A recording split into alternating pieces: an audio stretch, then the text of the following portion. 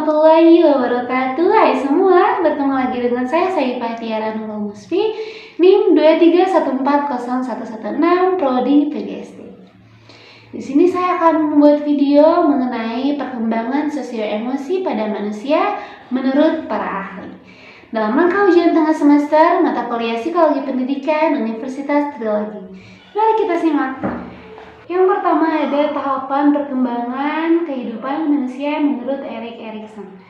Beliau berpendapat bahwa tahapan kehidupan manusia itu terbagi menjadi 8 tahapan. Yang pertama ada trust versus mistrust dari lahir hingga 18 bulan. Kemudian ada otonomi versus rasa malu 18 bulan hingga 3 tahun.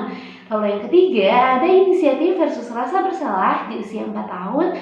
Kemudian ada ketekunan versus rasa rendah diri, itu usia 5 tahun hingga 12 tahun. Kemudian yang kelima ada identitas versus kebingungan dari 12 tahun hingga 18 tahun. Kemudian ada keintiman versus isolasi dari 18 hingga 40 tahun. Lalu yang ketujuh ada generativitas versus stagnasi, itu dari 40 hingga 65 tahun. Dan yang terakhir itu ada integritas versus keputusasaan usia 66 tahun. Lalu ada teori belajar sosial menurut Albert Bandura. Jadi beliau menjelaskan bahwa pelajaran terjadi itu karena adanya peniruan, observasi, bahkan pemodelan. Kemudian faktor yang mendorong pembelajaran itu motivasi, perhatian, juga emosi. Jadi beliau menjelaskan bahwa interaksi elemen lingkungan dan kognitiflah yang dapat mempengaruhi cara belajar seseorang. Nah, kata beliau bahwa semua anak itu dapat belajar tanpa anak itu mempraktikannya secara langsung. Tapi dengan syarat bahwa anak tersebut telah melihat seseorang mempraktikkan dan terlepas dari media apapun yang digunakannya. Nah, kemudian ada cara mengembangkan sosio-emosi anak di rumah. Bagaimana caranya? Simak video berikut. Yang pertama, itu ada memberikan contoh yang baik. Anak merupakan peniru ulung. Jadi mereka itu selalu melakukan apa yang mereka lihat dalam kehidupan sehari-harinya. Misalnya orang tua selalu tolong-menolong sesama ayah dan ibu. Kemudian orang tua selalu meminta maaf apabila mereka melakukan suatu kesalahan. Lalu tanggung jawab, kasih sayang. Nah, itu semua adalah contoh yang baik untuk ditiru seorang anak. Jadi berikanlah contoh yang baik agar emosi anak berkembang menjadi lebih baik. Kemudian yang kedua ada berikanlah iklim positif di rumah. Jadi sebagai orang tua kita harus menunjukkan kasih sayang pada anak. Bahkan pujian ketika anak melakukan suatu kebaikan.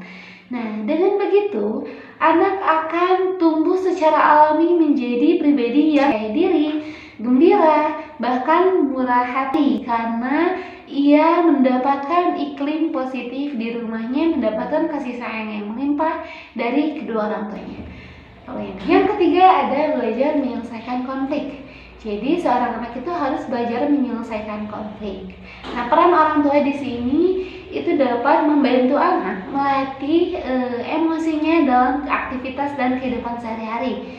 Selain itu kan anak pasti selalu bermain dengan teman sebayanya. Nah, selalulah terjadi riak masalah kecil. Di situ anak akan dilatih bagaimana ia bernegosiasi, bagaimana ia berkompromi, dan bahkan ia dapat menyelesaikan konfliknya sendiri. Nah, pentingnya kita melatih anak dalam emosinya supaya anak itu tidak memiliki emosi yang jelek ketika ia mendapatkan suatu masalah. Jadi penting bagi kita untuk melatih emosi anak. Juga melatih bagaimana cara menyelesaikan konflik. Lalu yang terakhir ada cara mengembangkan sosio-emosi pada anak di sekolah.